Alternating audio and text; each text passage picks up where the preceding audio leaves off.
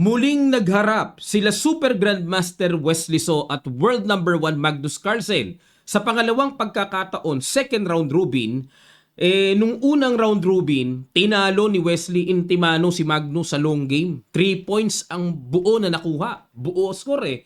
Pero ngayon naman, nagtabla ang first game, nagkatalo sa Armageddon. Gigil itong si Magnus kasi alam nyo naman, alam natin kapag natatalo si Magnus, lalong nasusugatan, lalong nagagalit yan. Babawi yan si Magnus. O, tingnan natin kung makakabawi.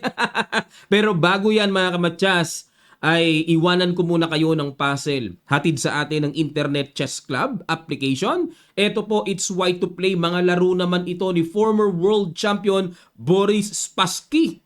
Ayan, no? Ano kaya ang ginawa ditong napakagandang solution ni Spassky at naipanalo niya ng swabe?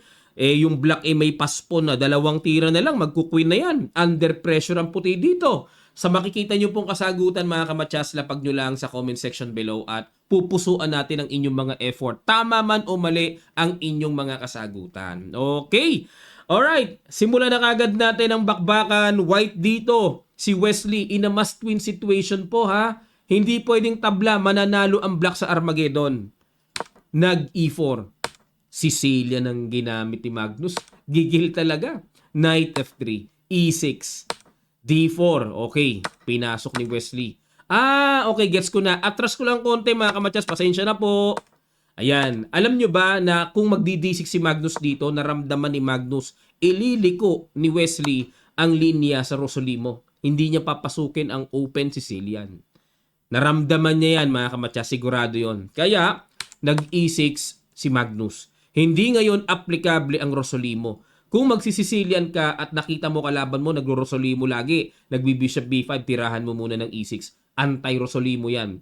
Ang ginawa dito, napa d4 na lang si Wesley. Kasi po, kung ipipilit ang Rosolimo, nakpo, napakalaking sayang na tira. Titirahan ka lang ng a6. O di ipilit mo. Sa paniniwala mo, Rosolimo player ako. Ayun. Sa kaka-Rosolimo, nakulong ang bishop. Anti-Rosolimo yan eh. Hindi pwedeng ipilit ang Rosolimo sa e6. Okay po? Kaya napilitan si Wesley mag-mainline talaga.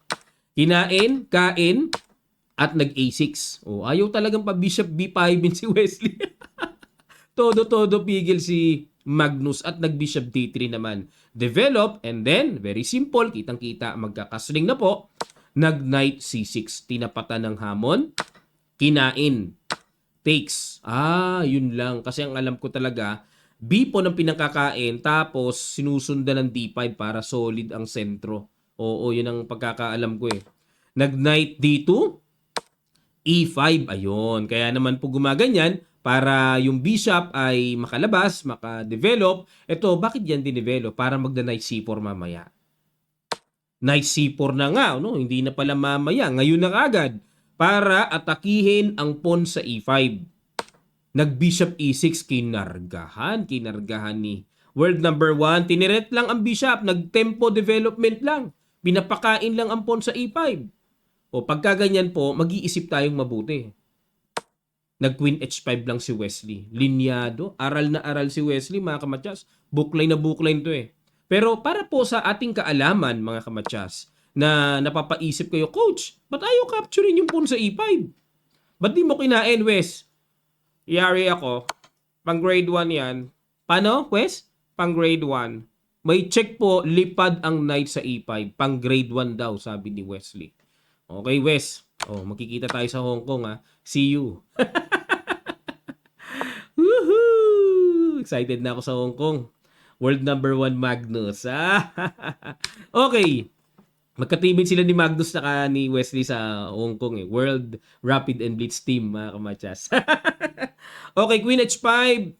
Dinoble ang threat sa E5. Para, ang gusto ni Wesley, makuha niya talaga ng buong buo ang E5 pawn. At nairita si Magnus. Kinain po ang knight. Dito po, napansin ko, bakit binad mo ba ng computer ang tirang yan? Feeling ko dito, kinapa na ni Magnus. Kinapa na. Pero dito po mga kamatyas, ang talagang palagi ang ginagawa ay bishop b4, check. Yan talaga, na hindi pwedeng harangan ng pawn kasi nakahang ang bishop sa d3 pagka tinanggal ang suporta ng bishop. Kitang-kita po, di ba? Kakainin yung bishop sa D3. Kaya, mapapa-atras ang knight dito, which is, kahit papaano, mapapa-passive ang pyesa ng puti. Pero tingin ko dito, kinapa ni Magnus, hindi niya nakapa. Dahil ang ginawa niya, tinagpas niya kagad yung knight. Bad move, bad novelty. Novelty po yan eh. Bago, no? Wala sa linya pero bad move nga lang. Kinain at nag-Queen E7. Okay. Yun ang naging ano niya, no? Treatment niya. Para suporta sa E5, followed by Knight F6. Mai-develop na makaka-atake sa Queen. At nag-Queen E2. Agad na bumaba, mga kamatsas. Nag-G6. O kasi ipit yung bishop eh, no? Gusto ni Magnus i-develop ang bishop as nakapyangketo pattern, pero yun nga lang parang tumagal ang developments niya. Nag-H4 kagad si Wesley. Grabe Wes, pinabibilib mo talaga ang iyong mga fans. Napakatapang niya ngayon. Himbis na mag-castling mga kamatsas, mas pinili niya ang maging agresibo.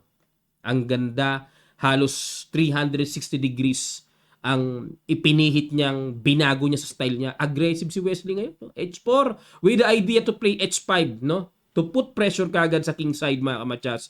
At dito, nag-bishop H6 na si Magnus. Okay. Para hindi mapapanatiling nasa kamay ni Wesley ang dalawang espada, ang bishop pair. Alam natin, pag may bishop pair, laging may magandang kapalaran most of the time. Kaya kinakailangan po talagang i-exchange ang isa sa mga bishop na yan. Kaya nag-bishop H6, kinain, kain. Okay? Yung nga lang po, kaya kinain ni Wesley at ginood mo ba ng computer kasi yung knight ay nasa gilid. Nasa edge of the board. Dapat nandito yan eh. To control the center. So dito, kung nandyan ang knight, worst yan. Gagastos pa ng tempo dito si Magnus para i-activate, ipwesto ng maganda ang worst piece na yan. Nag-castling queenside. Tama ang tira mo, Wesley. Ang galing mo ngayon. Ano nakain mo? Pakilamero tong si Stockfish.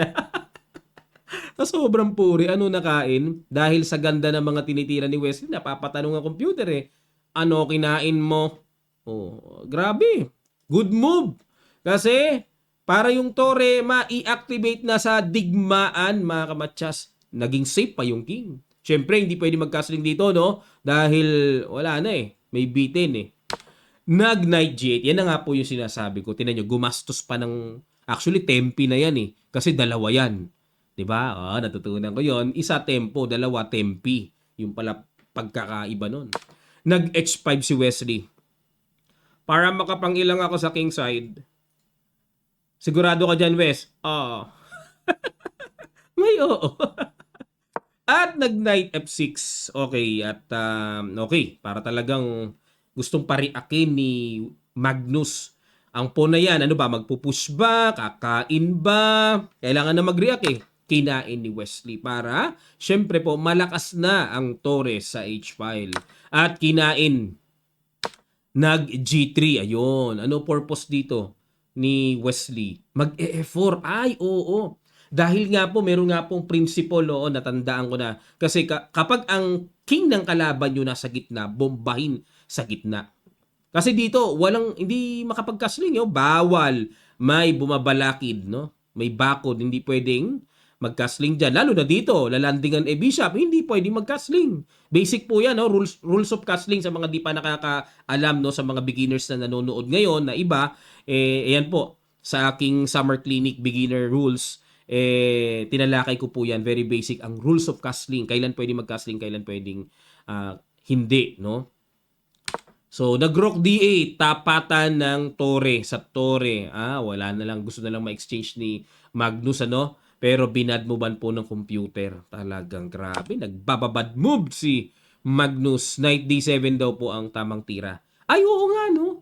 Oo nga. Kasi pag Knight D7, para takpan yung D-file at makapag-castling na. Oo nga. Oo nga. Ayun, narinig na naman natin ang baka. Pero dito nag-rook D8 mga kamatsas, no? Tapatan ng tore sa tore at boom! Sa isip ni Wesley, nasa gitna yung king, bombahin ko na.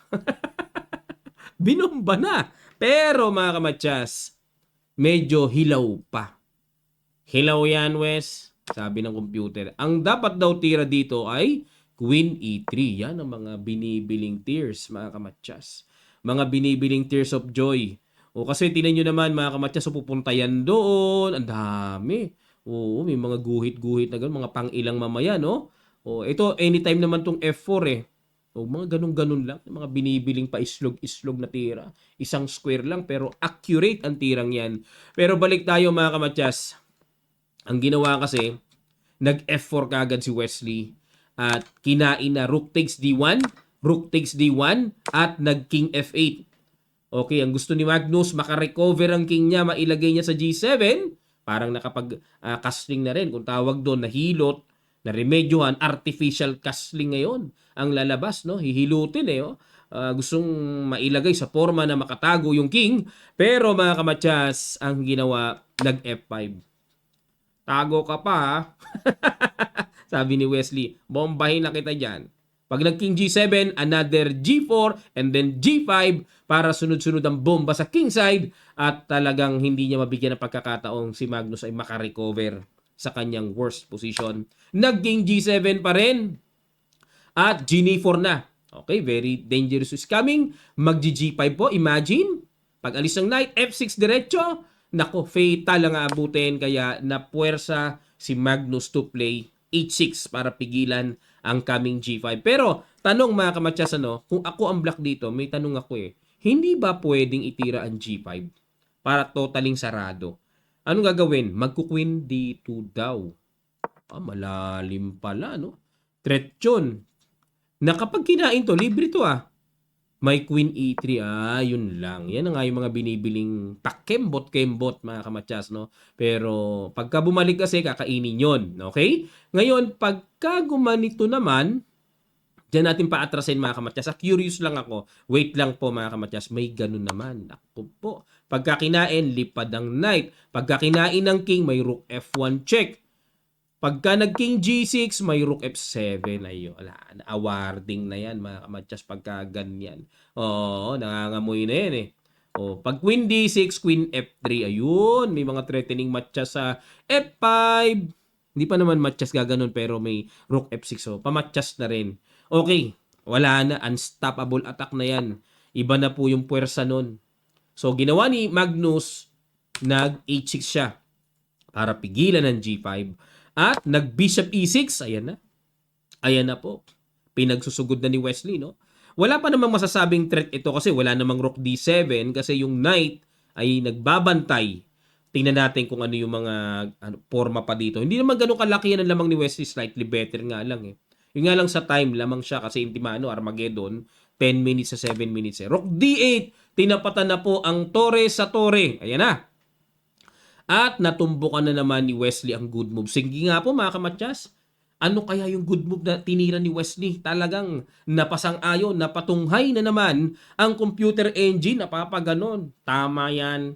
Ano kaya yung tinira ni Wesley na yun mga kamatsas? Sa ilang sandali lamang tutuloy kagad natin. Start.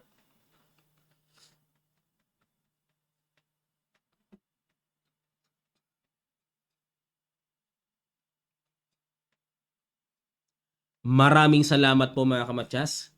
Salamat sa inyong effort. Congrats sa mga nakakita. Rook H1, tumbok na tira. Tumbok 101. Kasi po, lilipat dito sa kabila ang puwersa para atakihin ang king, ang pawn sa H6. Yan. At ang good move na yan ay hatid sa inyo ng Kamatyas Chess Training. Open na po ang ating for intermediate and advanced lesson this coming June 12 na pong start. Ang link makikita nyo lang po sa comment section below. Click nyo lang para kung gusto nyo pong mag-rigid, extensive training mga kamatyas. Ako po mismo nagtuturo doon. Go na po, subukan nyo mga kamatyas. Click the link sa comment section. Ang ginawa, nag-knight H7. Ayun.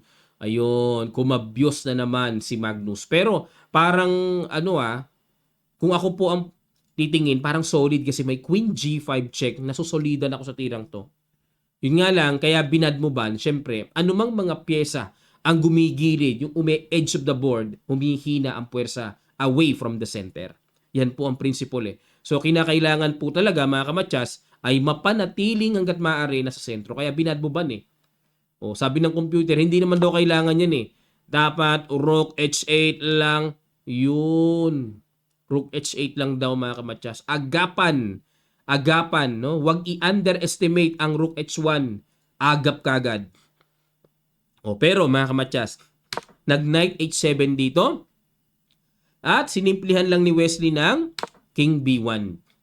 Nailang kasi si Wesley na baka mamaya matirahan siya ng Queen G5 check. Nag-prophylactic lang muna. Excuse me lang po ha. Ayan, medyo may tama ako ng konti sa lalamunan eh. Pasensya na po mga kamadyas. Alright. Pag King B1, ayun, sinarado na ni Magnus para wala ng mga... Kasi may nakikita ako ditong kain dito, tapos magbi-bishop F5, mga ganong timing ba? Kaya G5 na lang para makasiguro si Magnus na walang capture si Wesley at mapanatiling sarado ang shield ng kanyang king. At kung gaganon, may Queen F6 naman, pang depensa sa mga atakihing pawns. Pero tinuluyan pa rin ni Wesley, tuloy pa rin. Nag-Queen F6, okay, good defense by Magnus. At dito, nag-C3, ayun. Dito naman parang na-confuse si Wesley na ano na gagawin after nito. Ang good move daw ay yung isang pawn. Simpleng tira pero simpleng pasingaw para wag naman mamaya, baka mamaya mabackrank eh.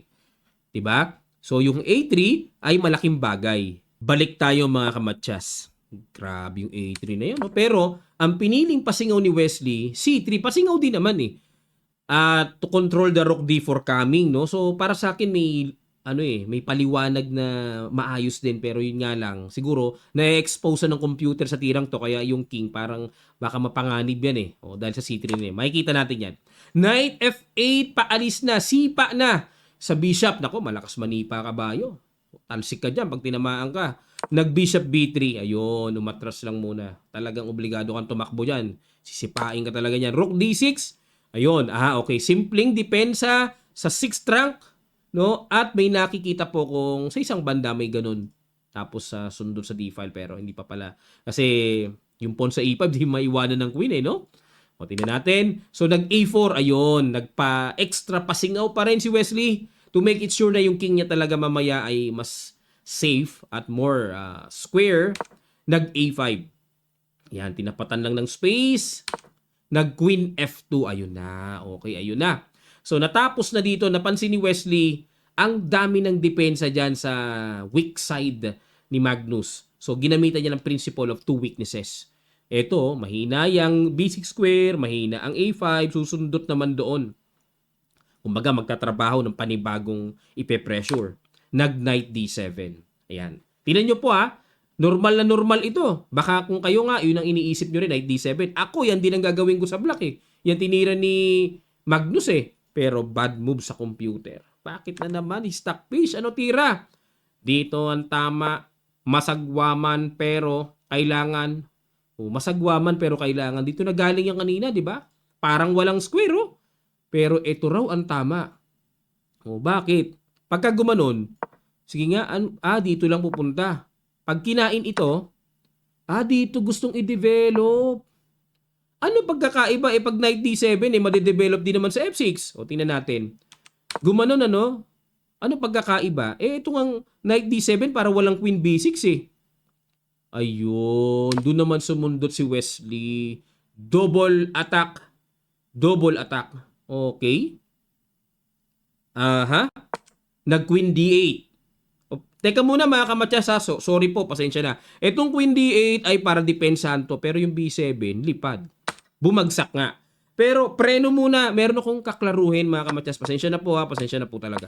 Gusto ko maliwanagan Pag dito, paano kung ganun din na itira? Ano pagkakaiba? Dito. Ano pagkakaiba nun? May Queen E7 kagad. Ito ibibigay. Ganon. Okay. So parang dito lumalabas, mas matimbang sa black. Kumbaga mas okay ang black kung ibibigay yung A5. Wag yung B7. Sige, tingnan natin. Balik natin. Kasi ito nangyari Gumanon. Ang sinuportahan ni Magnus, yung A5 niya. Bumagsak yung B7. Which is, yung queen, syempre, may pressure sa king. Bishop E6 is coming. Okay, ayun. Mas malala pala pag yung B7 ang lumaglag kumpara sa A5. So, yun ang timbangan, Yun ang timbangan Nag-Queen B6. Talagang wala na.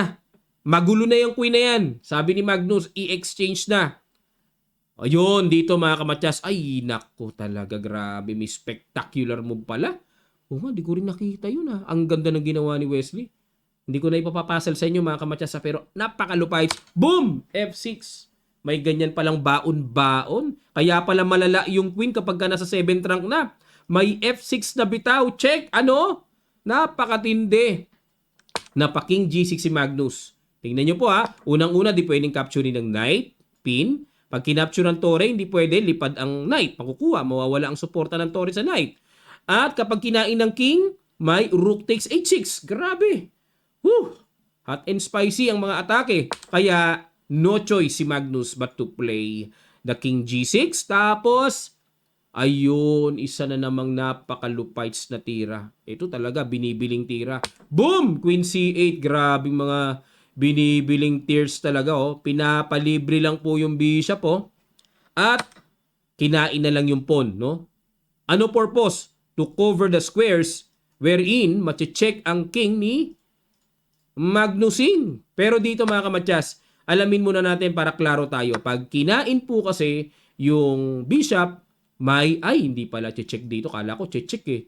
May ganun na pala, bombastic, telephone-tastic. May ganun pala mga kamatyas. May bombastic na pala doon. Pag kinain, check, boom, matsyakaw. Matsyakaw. O yan o, pagka gumanon, iniwasan ang sacrifice, may check. Grabacious, ano? Todasinov. Ayun, narinig nyo uli si Todasinov. King takes F6, may queen. Check. Pag dito kasi may ganun no? O pag dito pumunta, may queen E8 check. Dito, and then queen E7. Dun pa rin pala mauuwi sa pagkamatyas. Woo! Malupites ang lopets mo. Wesley, ang lakas mo. Puring-puri naman ni Stockfish. Okay, kaya ginawa dito, nilinis ang board. Nag-knight takes para walang mga check-check, walang sacrifice, wala na yung dangerous pass pawn. Pero mga kamatyas, ang huling bitaw. Ten-tenen, tenenen, tenen. Queen F8 threatening the rook. But not the rook only. Rook takes H6. Matyas is coming. Nag-resign po ang world number 1. Parang ngayon ko lang nasaksihan, ngayon ko lang nakita na si Wesley, double round robin, 2 beses tinalo sa match si Magnus. Ngayon ko lang nakita mga kamatyas. Sa tinagal-tagal nating sumubaybay, laging talo talaga dyan si Wesley. Kung di tabla yung first game, second game at lalaglag na, iba si Magnus ngayon. Iba ka talaga. Iba si Wesley pala. Ano yan? Iba ka Wesley ngayon. So, sa bagay, iba talaga ngayon si Magnus. Di pala ako nagkamali. Kasi nag-iba siya ngayon. Lagi kasi sanay tayo panalo siya laging talo ngayon. Iba ka Magnus. Iba rin talaga.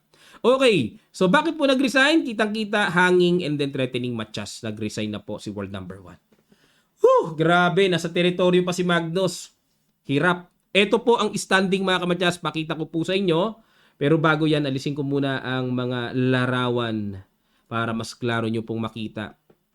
Grabe ka talaga, Wesley. Grabe ka na talaga. Nangunguna si Wesley, 15.5 points. At si Pragnananda Ramesh Babu nanalo po kay World Champion Gukesh. Sa long game na naman, 3 straight in a row. Grabe. Nasa second place ka agad. Lipad ka agad. Iba talaga pag nanalo sa long game, 3 points and 3 points. Kumbaga sa basketball, iba talaga yung bitaw ng 3 points kumpara sa 2 points lang. Tingnan nyo mga kamatyas, gabuhok ang lamang lang ni Wesley. And then, mamayang gabi, for the final round, crucial pa rin. Hindi siguradong si Wesley ang magka-champion. Let's say, si Wesley po ay manalo via Armageddon. Madadagdagan siya ng 1.5. So, possible po siyang 17 points. Samantalang si Pragnananda, kapag nanalo sa long game, plus 3 points, magiging 18. Magcha-champion pa si Prag. Yan ang analysis. Ferruccia, pag nanalo, 17.5. So, pwede pa rin maungusan pala si Wesley pag nanalo si Ferruccia sa long game. Si Vincent Kamer, wala na. Medyo malayo-layo na. Kahit manalo pa siya ng 3 points, pero hanggang possible 14, hindi na niya abutin si Wesley. So, worst comes worst, si Wesley pala, kapag third place, may secure third place na si Wesley. Okay, may secure third place na siya. Kahit na kung mananalo siya, kung yung sinabi ko pong senaryo, no. Magnus Carlsen, 10 points plus 3 points, wala na. Talagang na siya. Running for 4th to 5th na lang siya. And world champion, Gukesh, ito mas matindi pressure. World champion ka, nasa pinakahuli ka. What? Yan ang annoying sa side ni Gukesh psychologically. At ang maglalaban sa last round, ito maganda, no? Ito pala maganda. Pag nanalo po si Wesley kay Alireza, kahit na via Armageddon lang, no? Wag lang matalo, via Armageddon, na siya, may secure second place na siya. O, kasi si Gukesh pag nanalo sa long game, si Pragdananda, kalaban niya si Vincent Keimer, wala na ring gana to eh. Wala na ring gana, nasa pinakamababa eh. Pero sana kung matatalo si Keimer, Armageddon man lang para possible 16.5 lang, so champion si Wesley. Wow, Wesley! Wow, wow, wow! Oo, mapaparami ang tawag sa'yo. Mapaparami imbitasyon sa'yo. Oo. Kumbaga sa banda, mapaparami gig mo. Ang ganda ng tugtog mo eh. 'Di ba? Maganda performance eh. May piyok-piyok pa eh. Okay mga kamatyaso, yan po no ang ating mga aasahan. So wait po natin. Hindi po ako makakapangako na mailalive natin kasi may lakad kami ngayon. Gusto ko sanang i-live din kahapon kasi may lakad uli. Kaya maraming lakad eh. Pasensya na po. Muli po mga kamatyas, bago tayo mag-end, akin pong i-anunsyo, meron po tayong darating na kamatyas online chess training. So marami na pong nagre-register. Habol po kayo mga kamatyas. At hindi man kayo maka-attend sa live session schedule nito, meron naman pong automatic replay ng ating live sessions. Anytime mapapanood nyo, mababalikan nyo at ilalagay namin kayo sa Facebook group pag kayo po ay nag-register. Lifetime na kayo sa Facebook group na yun. Mapapanood nyo lahat ng mga na-miss nyong live sessions. Okay, kaya no worries kung di kayo maka-attend sa schedule. So just click the link in the comment section below. Bago kayo mag-enroll, tingnan nyo muna ang lahat ng detalye. Basahin nyo muna. At kung ano pipiliin nyo, intermediate ba or advanced, nako, napakagaganda ng mga i-share ko sa inyo. Hindi pangkaraniwan, hindi nyo nakikita sa aking regular na ina-upload sa YouTube at Facebook. Ano yun? Exclusive yun mga kamatyas. Para po yan sa inyo. Makakatipid kayo sa panahon ng pagpapalakas sa larong chess. Okay? Maraming salamat po at magkita-kita pa tayo sa mga susunod pa nating chess updates. God willing.